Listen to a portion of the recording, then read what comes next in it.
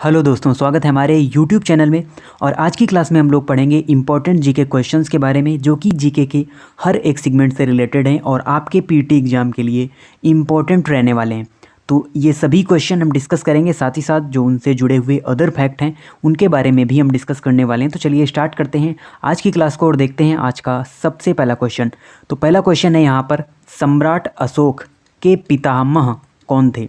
तो देखिए, इसमें आपको कंफ्यूज नहीं होना। आपसे पूछा जा रहा है जो सम्राट अशोक हैं जिनका संबंध मौर्य वंश से है, उनके पितामह कौन थे? तो देखिए, पितामह का मतलब होता है ग्रैंडफादर, ना कि फादर, क्योंकि कई लोग इसमें कंफ्यूज हो सकते हैं। और वो यहाँ पर अशोक के पिता का क्या नाम है उसको आंसर टिक कर सकते हैं। तो अगर हम देखिए बात करें मौर्य वंश की, तो मौर्य वंश की स्थापना की थी चंद्रगुप्त मौर्य ने। और चंद्रगुप्त मौर्य के बाद इनका पुत्र बिंदुसार गद्दी पर बैठता है और फिर बिंदुसार का पुत्र अशोक, यानी जिसे हम सम्राट अशोक कहते हैं, वो गद्दी पर बैठते हैं। तो यहाँ पर देखिए बात की जा रही है सम्राट अशोक के पितामह की। तो यहाँ पर जो आपका सही आंसर होगा वो होगा यहाँ पर चंद्रगुप्त मौर्य, ना कि बिंदुसार। तो आपको ध्यान रखना है, यहाँ पर सही आंसर होगा सम्राट अशोक के जो पितामह थे वो कौन थे? चंद्रगुप्त मौर्य थे। और आखिरी शासक मौर्य वंश का कौन था? तो वो था बृहद्रथ। तो ये मौर्य वंश का अंतिम शासन था, ये एक मौर्य वंश है। उसके अलावा जो नाम आपको कंफ्यूज कर सकता है, बिंबिसार और अजातशत्रु, इन दोनों का संबंध हर्यक वंश से है। तो ये दोनों संबंधित हैं हर्यक वंश से, और Bindusara Chandragupta Maurya is related to Maurya वंश। अगला क्वेश्चन है, अर्थशास्त्र पुस्तक किसके द्वारा लिखी गई? तो देखिए, ये एक बुक है अर्थशास्त्र, जो किसके द्वारा लिखी गई ये आपसे पूछा जा रहा है। तो यहाँ पर अगर हम बात करें चाणक्य की, जिन्हें कौटिल्य भी कहा जाता है, तो चाणक्य के द्वारा ही ये बुक लिखी गई थी अर्थशास्त्र। और नाम से यहाँ पर लग रहा है कि ये जो पुस्तक है वो इकोनॉमिक पर रिलेटेड है, लेकिन जो अर्थशास्त्र पुस्तक है ये राजनीति से रिलेटेड है, यानी कि प्रशासन से संबंधित बुक है, ना कि अर्थशास्त्र। इसका केवल नाम अर्थशास्त्र है, लेकिन ये अर्थशास्त्र से संबंधित नहीं है। यहाँ पर बात की जाए अगर मेगस्थनीज की, तो इनके द्वारा एक बुक लिखी गई थी इंडिका। तो इनके द्वारा जो लिखी गई बुक है वो है इंडिका। अगला क्वेश्चन है यहाँ पर, रामायण और महाभारत का फारसी में अनुवाद किसने किया था? यानी कौन सा कवि है जिसने रामायण और महाभारत का फारसी में अनुवाद किया?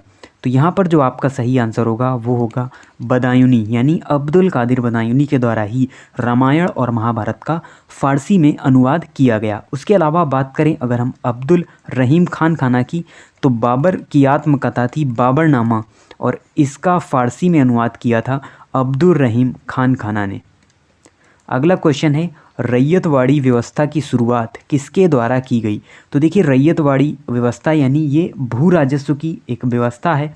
वैसे तो ये 3 व्यवस्थाएं लाई गई यहाँ पर भू राजस्व से रिलेटेड, जिनमें आपकी स्थायी बंदोबस्त की व्यवस्था, रैयतवाड़ी व्यवस्था और महलवाड़ी व्यवस्था को यहाँ पर इंट्रोड्यूस किया गया अंग्रेज़ों के द्वारा। तो यहाँ पर बात की जा रही है जो रैयतवाड़ी व्यवस्था है, इसकी शुरुआत किसके द्वारा की गई थी? तो वो थे टॉमस मुनरो और लॉर्ड यानी कि टॉमस मुनरो के द्वारा ही यहाँ पर रैयतवाड़ी व्यवस्था की शुरुआत की गई थी। और इस व्यवस्था के अंतर्गत जो 1/3 भाग टैक्स है वो यहाँ पर ब्रिटिश सरकार को देना होता था, और ये किसानों से संबंधित ही व्यवस्था थी, क्योंकि भू राजस्व की ये एक व्यवस्था थी। उसके अलावा बात करें अगर हम जो स्थायी बंदोबस्त की व्यवस्था थी उसकी शुरुआत की थी लॉर्ड कॉर्नवालिस ने, और उसके अलावा जो हाल्ट मैकेंजी थे, इनके द्वारा जो एक अन्य व्यवस्था है महलवाड़ी व्यवस्था की शुरुआत हाल्ट मैकेंजी के द्वारा की गई थी। अगला क्वेश्चन है, मराठा शासक शिवाजी का राज्याभिषेक किस किले में किया गया? यानी कौन सा वो किला है जिसमें शिवाजी का राज्याभिषेक किया गया?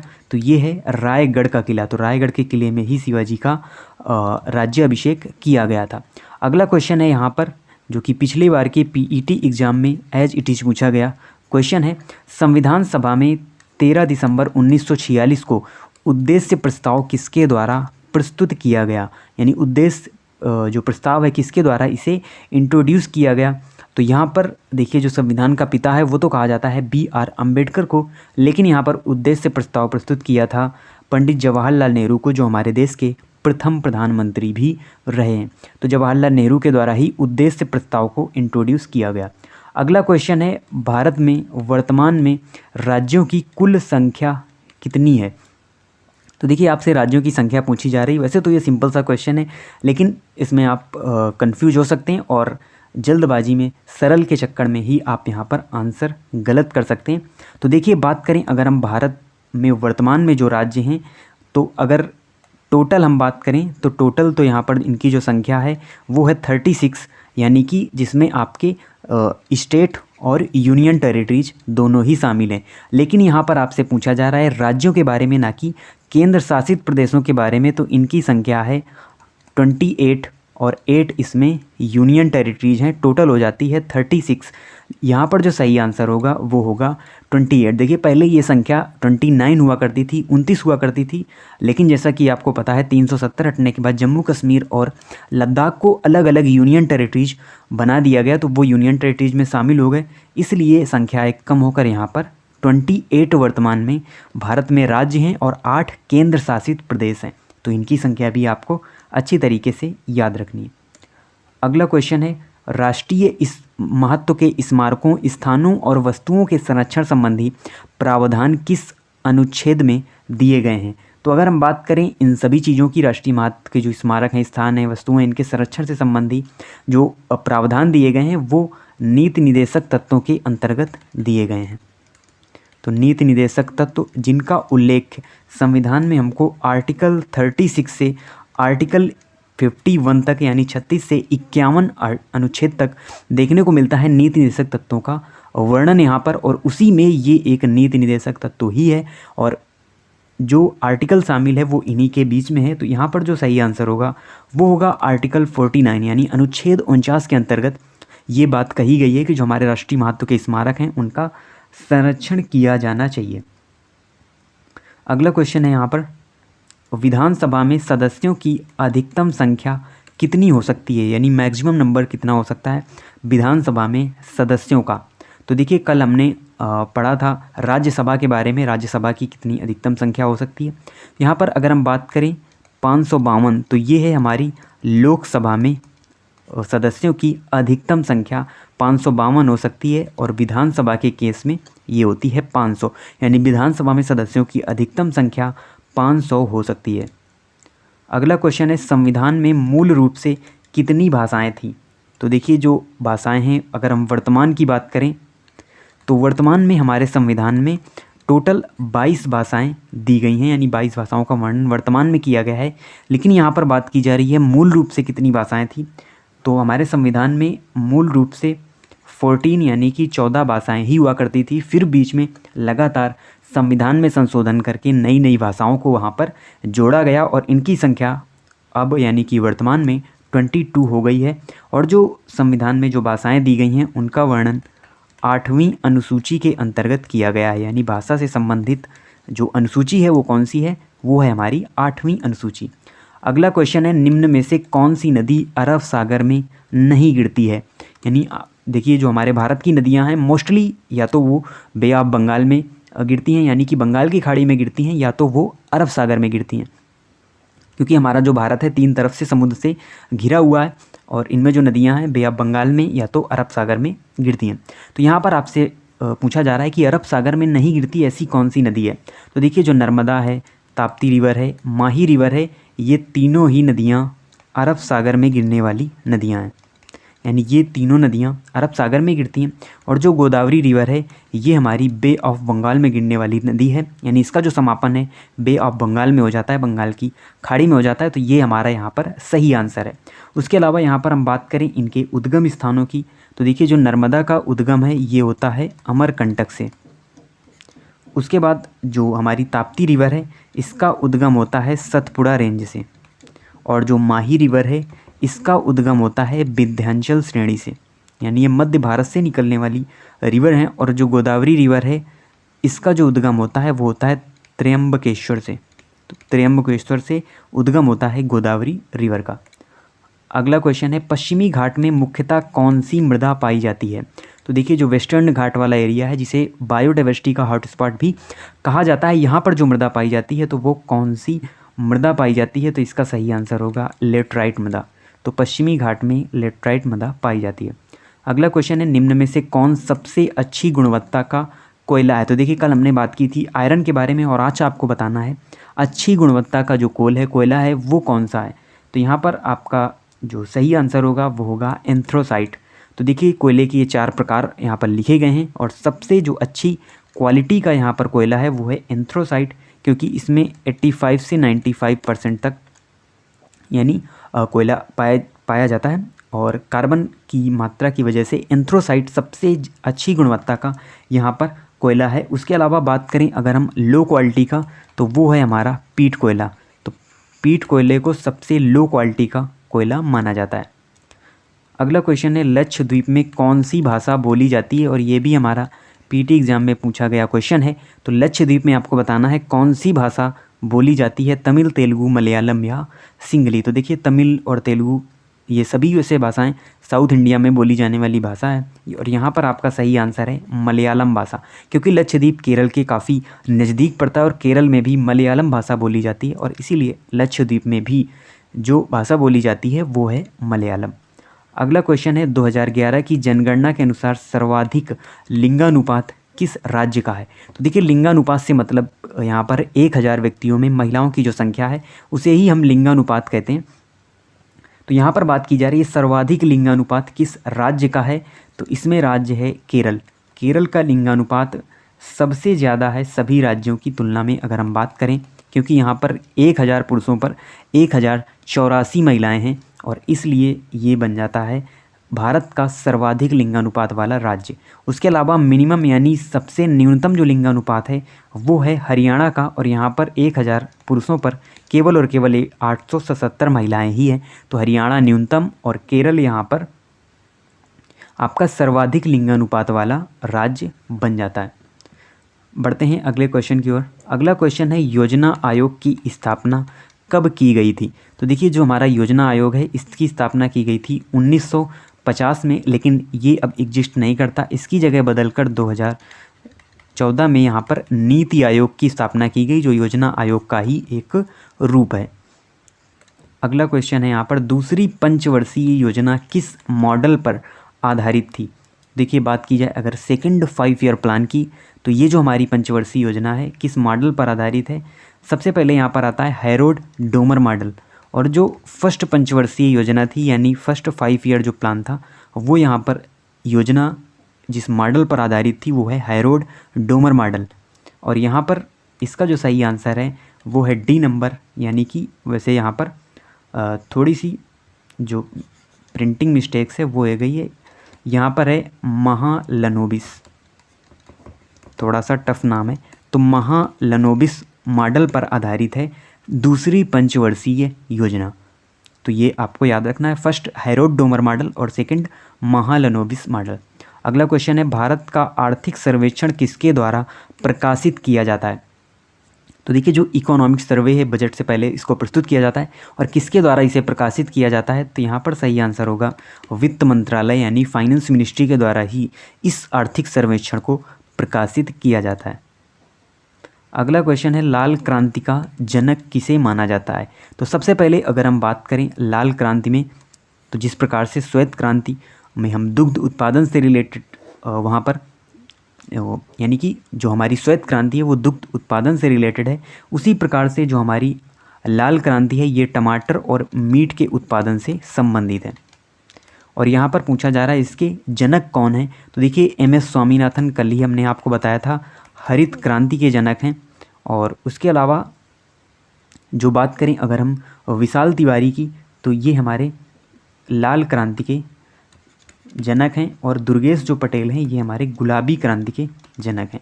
तो यहाँ पर सही आंसर होगा सी नंबर, विशाल तिवारी को ही लाल क्रांति का जनक माना जाता है। अगला क्वेश्चन है कितनी सीमा तक GST रजिस्ट्रेशन की छूट दी गई है, वो सीमा कौन सी है।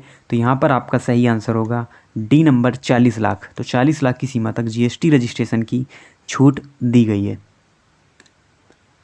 अगला क्वेश्चन है बैरोमीटर का इस्तेमाल निम्न में से किसे मापने के लिए किया जाता है। तो देखिए जो हमारी धारा है उसको मापा जाता है किसमें, एमीटर में।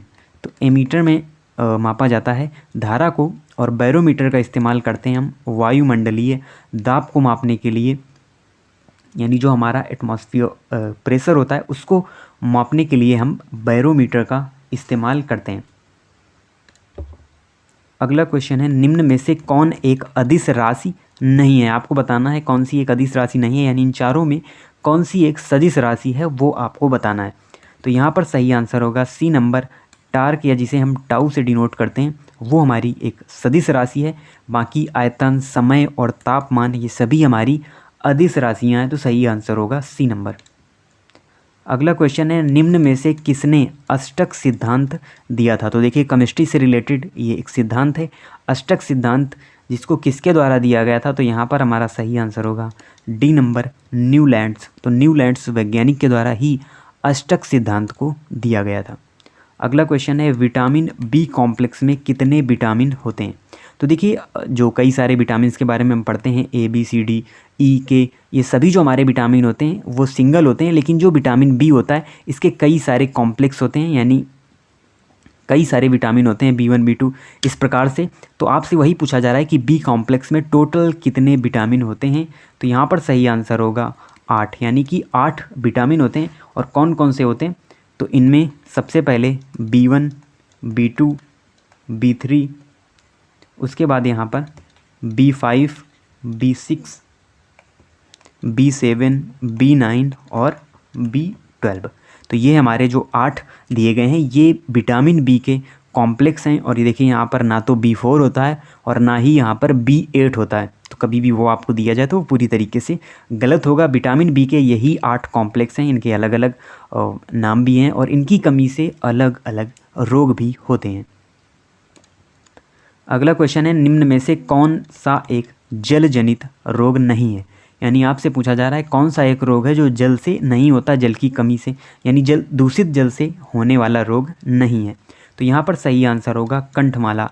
इंग्लिश में आपको थोड़ा सा ये मतलब यानी कि हिंदी में आपको ये थोड़ा सा नया लग रहा होगा, लेकिन इंग्लिश में ज़रूर आपने इसके बारे में सुना होगा, जो मम्स और मीजल्स जिसके बारे में हम पढ़ते हैं, तो मम्स को ही कंठमाला कहते हैं और ये एक जल जनित रोग नहीं है। उसके अलावा टाइफाइड, हेपेटाइटिस और हैजा ये सभी दूषित जल से होने वाले रोग हैं।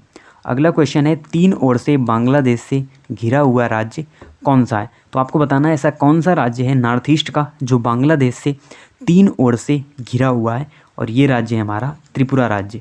तो नॉर्थ ईस्ट का राज्य त्रिपुरा बांग्लादेश से 3 ओर से घिरा हुआ है। आप मैप में देखेंगे तो वहाँ पर देखेंगे जो त्रिपुरा राज्य है वो 3 ओर से बांग्लादेश से घिरा हुआ है। अगला क्वेश्चन है, विंग्स ऑफ फायर किसकी आत्मकथा है? यानी ये जो बुक है वो किसकी ऑटोबायोग्राफी है? तो यहाँ पर सही आंसर होगा अब्दुल कलाम। तो जो हमारे देश के राष्ट्रपति भी रहे, साथ ही साथ ये वैज्ञानिक भी हैं, तो अब्दुल कलाम की ही ये आत्मकथा है विंग्स ऑफ फायर। अगला क्वेश्चन है, भारतीय गन्ना अनुसंधान संस्थान कहाँ पर स्थित है? तो देखिए अलग अलग जो रिसर्च सेंटर हैं अलग अलग जगह पर स्थित हैं, और यहाँ पर बात की जा रही है भारतीय गन्ना अनुसंधान संस्थान की। तो ये हमारा स्थित है लखनऊ के अंदर। तो लखनऊ में यानी उत्तर प्रदेश के लखनऊ में भारतीय गन्ना अनुसंधान संस्थान स्थित है। अगला क्वेश्चन है, पद्म विभूषण भारत का डैश नागरिक पुरस्कार है? यानी पद्म विभूषण भारत का सबसे बड़ा पुरस्कार है, दूसरा सबसे बड़ा पुरस्कार है, तीसरा सबसे बड़ा पुरस्कार है और चौथा सबसे बड़ा पुरस्कार है। इन चारों में कौन सा सही है? तो देखिए सबसे पहले अगर हम बात करें अवार्ड्स की, जो हमारे भारतीय पुरस्कार हैं, भारतीय नागरिक पुरस्कार हैं, तो उनका क्या क्रम होता है वो सबसे पहले हम आपको बता देते हैं। देखिए सबसे बड़ा जो भारतीय नागरिक पुरस्कार है, भारत का सबसे बड़ा नागरिक पुरस्कार, वो है भारत रत्न। और फिर उसके बाद नंबर आता है पद्म विभूषण का, और देन फिर आता है नंबर पद्म भूषण का, और उसके बाद आता है पद्म श्री। तो ये 4 हमारे बड़े नागरिक पुरस्कार होते हैं, यानी ये भारत के 4 बड़े नागरिक पुरस्कार हैं। और इनमें देखिए आपसे पूछा गया है पद्म विभूषण के बारे में, तो ये हमारा दूसरा सबसे बड़ा अवार्ड है। तो दूसरा सबसे बड़ा नागरिक पुरस्कार कौन सा है? पद्म विभूषण। और उसके अलावा तीसरा बड़ा पद्म भूषण और चौथा बड़ा पद्मश्री है। और सबसे बड़ा नागरिक पुरस्कार कौन सा है? वो है हमारा भारत रत्न।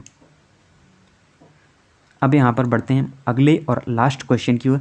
तो लास्ट क्वेश्चन है यहाँ पर हमारा, फूलों की घाटी किस राज्य में स्थित है? यानी वैली ऑफ फ्लावर किस स्टेट में स्थित है, किस राज्य में स्थित है? तो यहाँ पर सही आंसर होगा उत्तराखंड। देखिए जो वैली ऑफ फ्लावर है ये हमारी उत्तराखंड में स्थित है। लेकिन एक और घाटी आती है जिसे हम शांत घाटी कहते हैं या साइलेंट वैली कहते हैं। साइलेंट वैली या शांत घाटी जो है हमारी वो स्थित है केरल के अंदर। तो इन दोनों में आपको कन्फ्यूज नहीं होना। जब बात की जाए साइलेंट वैली की, वो हमारी केरल में स्थित है, और जो फूलों की घाटी है ये हमारी उत्तराखंड में स्थित है। तो ये हमारे आज के इम्पॉर्टेंट 30 क्वेश्चन थे जीके के हर एक सेगमेंट से रिलेटेड, और आपको अच्छी तरीके से ये क्वेश्चन समझ भी आए होंगे। और तो मिलते हैं आपसे नेक्स्ट वीडियो में न्यू इम्पोर्टेंट क्वेश्चंस के साथ, और तब तक इसी तरीके से चैनल से जुड़े रहें, अपने नॉलेज को इम्प्रूव इनहेंस करते रहें। मिलते हैं नेक्स्ट वीडियो में, तब तक के लिए धन्यवाद।